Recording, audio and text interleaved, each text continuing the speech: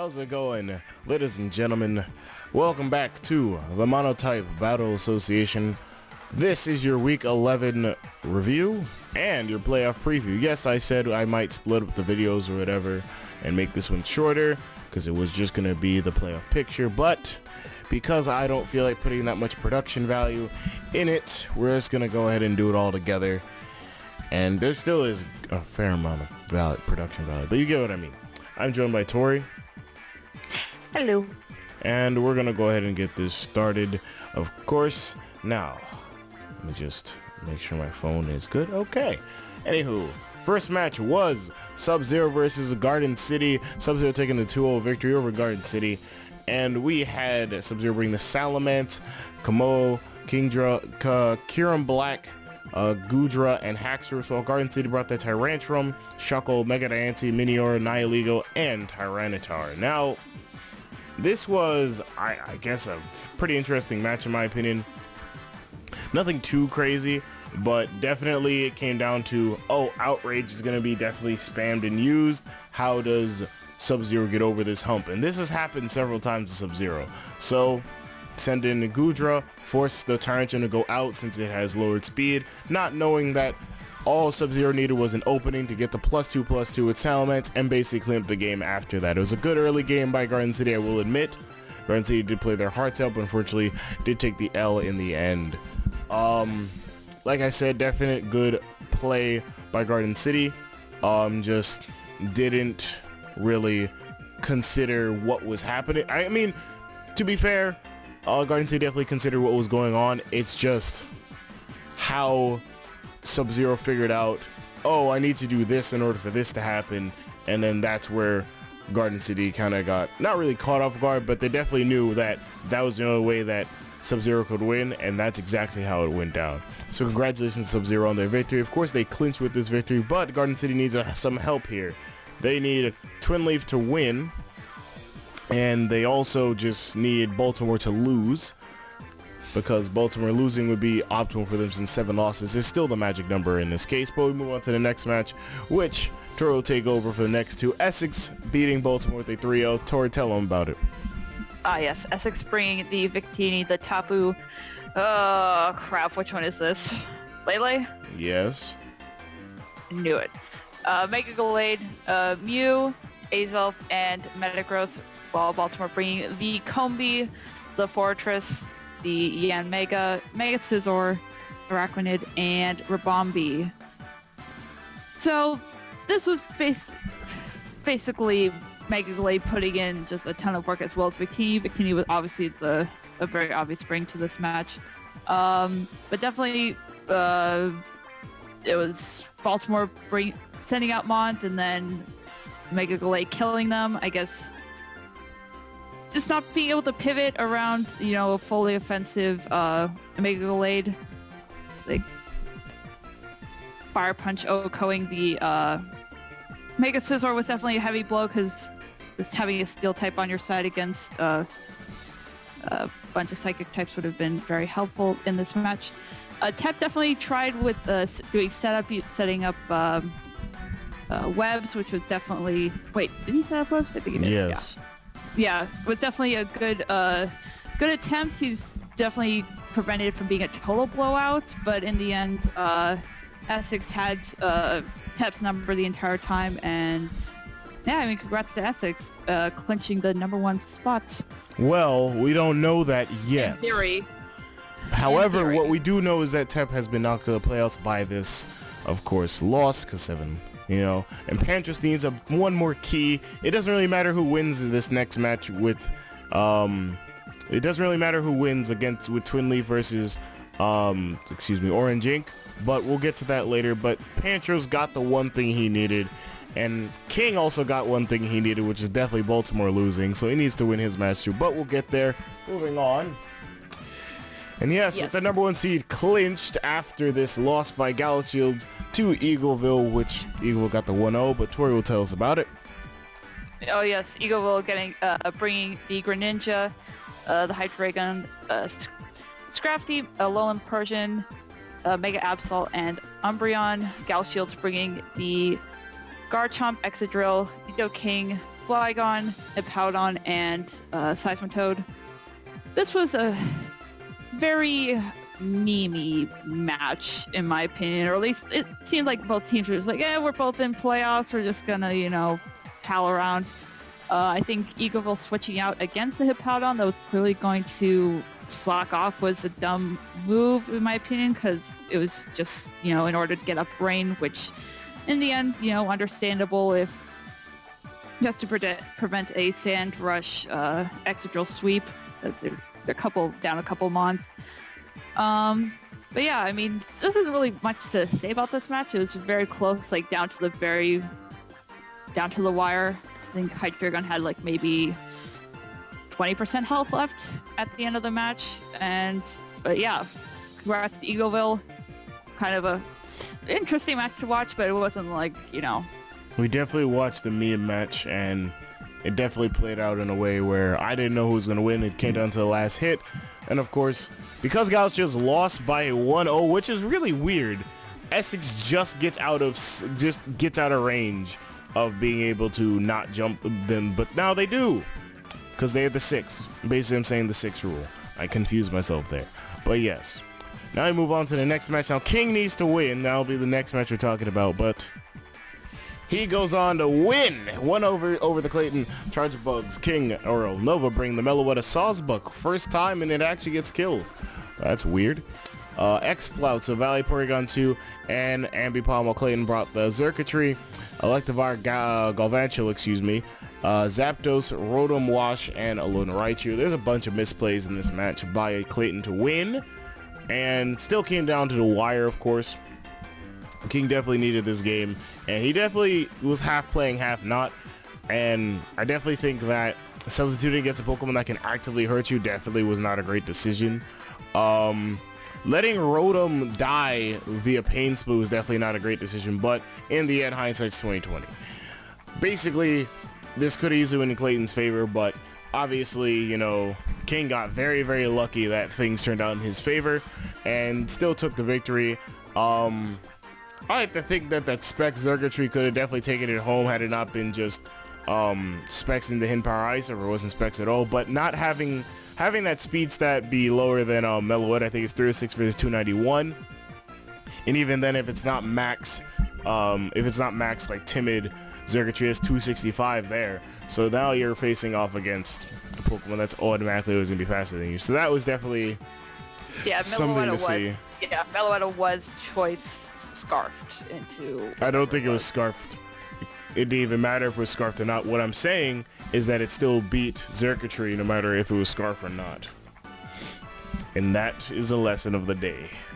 Oh, yes. But still, congratulations to Nova for winning and making it into playoffs. But we still have a few matches to discuss, or do we? First off, Johto wins by forfeit over Team Free Slurpees, and Blue had never forfeited a match, so I wasn't expecting this. And Blue, at this point, he is telling us he's going try. He's packing at that time. He was going off to Hong Kong. So well wishes to Blue, of course. He is always a friend. And then Twin Leaf gets the victory over Orange Ink, which puts Orange Ink out of the playoffs, and Twin Leaf back basically in and doing well for themselves, for that matter. It's unfortunate Orange Ink had to forfeit after learning about it. You know, it was just saving things to the last minute. And I will say this, if you ever have an essay to do, and just because you're on spring break doesn't mean you're not obligated to do it when you actively should know about it. So definitely get your homework done when you can. That will be my message. I always tell people, if you can't do it, don't sign up. And if you're in school, I definitely recommend not signing up. But that's my own anecdote about that. But we are done with the season, and we are moving on to playoffs. Tori and I went 3-3 this last week, going 37-29 for the season, tied up, and maybe we'll pick different matchups going into this. And now we hit up your final standings. Essex Estradrills at 9-2 and plus 19 as your number 1 seed. Overall, Galaxy Evangelos at 8-3, plus 13 as your number 2 seed. Johto Joltex at 7-4, plus 16 at the number 3 seed. Eagleville Quilavas at 7-4, plus 10 at the number 4 seed. Twin League Teddy 6-5, plus 4 at the number 5 seed. SubZero Syndicals at 6-5, plus 7 at the 6th seed. Garden City, excuse me, they should be excuse me, they should be 5 and 6, excuse me, but still same thing. They're still number 7, 5 and 6 minus 6, and the Nova Noverins at the number 8 spot, 5 and 6 minus 10, and then we have to talk about obviously the bottom 4 teams. Number 9, Baltimore Bishops at 4 and 7 minus 9. Orange Ink Octillery at number 10 at the 4 and 7 minus 10, which is weird. They have 9 and 10 and then 9 and 10. Clayton Charger Bugs 2 and 9 minus 16 at the number 11 spot. Woo! And the Team Free Slurpees at last 2 and 9 minus 26. Now with playoffs came changes. I allowed them to do 3 more changes if they so choose. After a 24-hour mark, they would not have that chance. Some teams, only one team missed out on it, which was unfortunate, but other teams decided not to, while other teams decided to. So let's go ahead and jump into that. I believe that should be next. Yes, it is. New transition slide, I know, right? Yeah. Essex dropping the Necrozma for Jirachi, picked up from Team Free Slurpees. Obviously, you know, since they aren't participating anymore, since they're on the playoffs. Jirachi's really good bring, and I really fucking hate that Pokemon, but we'll discuss that at a later point. Moving on. This one was a weird one, but I'm not going to judge them too harshly. Galaxy Evangelos dropping the Palossand and Gliscor for Piloswine and Stunfisk. I've never seen Stunfisk used in a league. Well, no, I've seen it used once or twice, but it wasn't as significant as it could be. But it's definitely a Pokemon that is kind of underrated, but obviously under the radar as well. Piloswine, a great EV-like Pokemon nonetheless. Then we have Eagleville dropping the Bisharp for Weavile, a definitely great pickup for their first round match, which we'll get into that later. SubZero dropping the Mega Garchomp for the Mega Altaria. Definitely should have picked this up early on, because if you're going to get outraged all the time, you should have something that should at least not be affected by that. But hey, hindsight's 2020 once again. And Garden City dropping the Lycanroc Dusk Midday. I think I used the wrong sprite, but it still should be. Midday. That's Midday? I thought that looks like Dusk. I thought that was Dusk. No? Oh, well, they all look the same. Well, anyways, I'm pretty sure it's either right or wrong, but my main point is that they dropped it for Omastar. Moving on, though, we have your bracket. I know, it looks like it's from challenge.com. That's because it is. So, number 1 overall, Essex is facing the Nova Noverins. Number 4, Eagle facing number 5, Twin Leaf. Number 2, Galaxy is facing Garden City, and Johto's facing SubZero. This will be a playoffs to remember, of course. Man, we have Psychic versus Normal. We have Dark versus Flying. We have Ground versus Rock. Then we have Ghost versus Dragon. So, let's move on and get to our predictions. So, Tori and I are predicting Essex to win over Nova. Now, if it wasn't just because Essex has had a great season overall and that they are the number 1 seed overall, I would also say that Nova basically sneaked into the playoffs. And I do believe that they're going to play well, but I don't think they're going to play great. I definitely think that the addition of Jirachi is definitely going to be an annoying Pokemon if it's Scarf and Serene Grace and Ironhead, and you guys know the story. It's going to be an annoying Pokemon overall to deal with for the Essex Drills. Well, deal with for Nova, a great Pokemon for Essex, excuse me. Does that mean I think it's going to be a landslide victory? Oh, no. No. I think that Nova's definitely going to put in some sort of work and at least try to win this game. It's definitely going to be a pretty hard game. The last time we saw the Mega Gallade set up shop and beat Nova by itself, basically. And that was definitely a match to remember. So maybe King will now think about maybe keep Mega Pidgeot around, since it is the only thing besides Ambipom, I believe, that outspeeds Mega Gallade. And additionally, you know, he has a different team this time, well, a little bit at least. And I definitely think he'll have a way to beat Essex, but I definitely think Essex has been playing their best Pokemon these past few weeks and overall through this season, so they are deserving of that number 1 slot and definitely deserving of this victory. Tori? Yeah, I definitely think that Essex has been playing super well. I think Noah's likely to fall victim of just not being able to cover all his bases. While there's the obvious brings that Essex could, bring to this match with Seal types and Mega Gallade, there's always the unpredictable threats that Essex can bring to take Nova down, and Nova just won't be prepared for it. Nova will be prepared for most the obvious suspects, but Essex can bring unpredictable shit to this match. Of course. So now we move on to the next match, which is the number 2 seed Galshield Galvantulas versus Garden City. And last time they met, it was a Galshield's victory, and it was nearly a Mega Camera-Up sweep, as we all can remember how that went down. But Pantros is a new man. He picked up an Omastar, something that can sweep this team completely in the right circumstances. Even with the new 2 additions, it still does a lot of work. But I firmly believe that Galshields will still win this match, despite not having the greatest match against Omastar and even against Caracosta as well. I definitely still think that this will be a match to remember. We're going to see a tough match for Pantros, and I definitely think that if he plays his cards right, he wins this match, and pretty flawlessly, I'll say. However, it should be worth noting that this can still be Galashield's time to prove to me again that, hey, just because we dropped a few games doesn't make us not a strong team. They're still an elite team. They're still a team that should be feared. Does that mean I think Pantros is just going to automatically roll over? No. This will be a close match. And this is technically my match of the playoffs right now, because these two teams, despite their disparity, despite the, I guess disparity is the right word, in their seeding, Garden City still, even if they really kind of sneaked in the playoffs despite losing the final week, they still are the team to fear due to the fact that they have the Omastar, the Caracosta, and we could definitely see something like Diancie make a breakthrough in this match maybe. We can definitely see different kind of setup mons, even a Rhyperior setup. I don't know.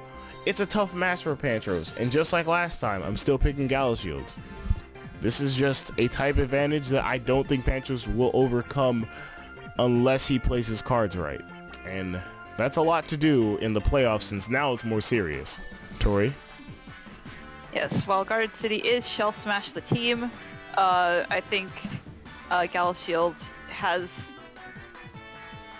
more options, more battling prowess, I guess you could say, to beat Garden City. I think this will definitely be a close match if Garden City plays their cards right. I think Garden City has definitely options to make sure that this isn't a complete blowout, but I think in the end Galashield's has the numbers on his side, and also in general the skill and team on his side. Yep. And now we move on to the last two matches that Tori will take over. We have SubZero and Johto. Johto obviously being the 3 seed and SubZero being the 6 seed. I just like saying my team name out loud first. But Tori, go ahead and tell them why we picked SubZero in this case.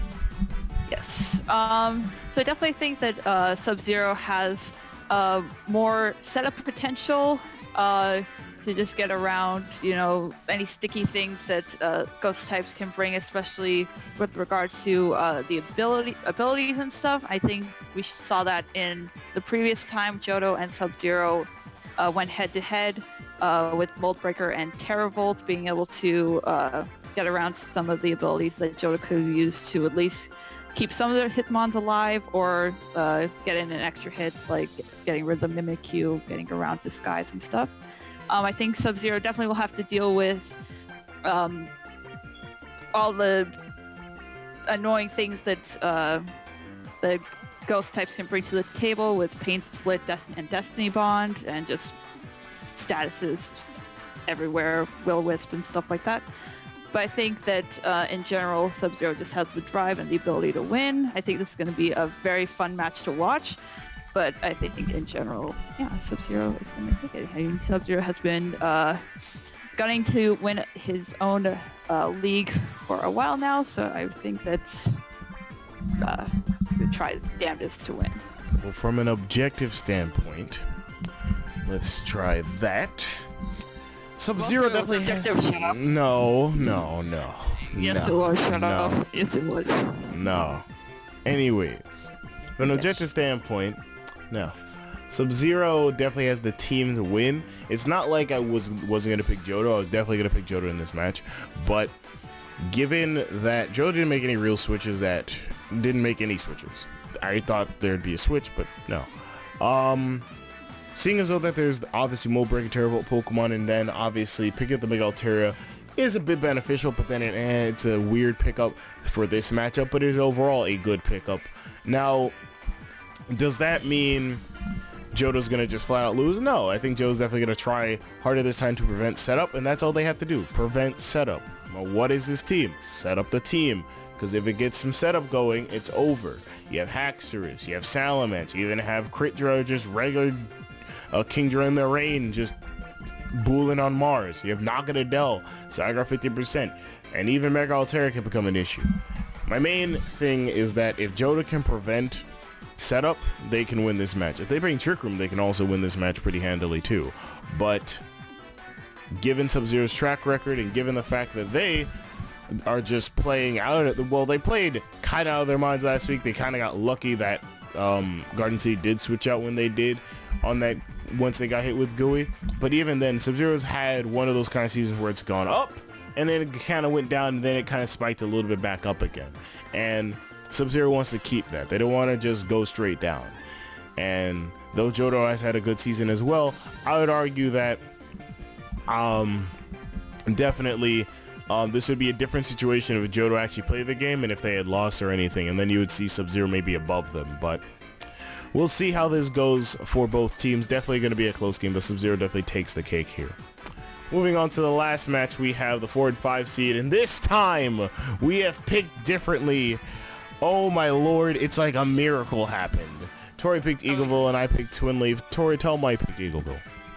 Aside from the fact that Jaden is once again my boy, Jaden in general, I think this season has shown I like bringing up strategy when I make my predictions, but I think in general Jaden has had a better battling strategy. I think that the pickup of Weavile was an excellent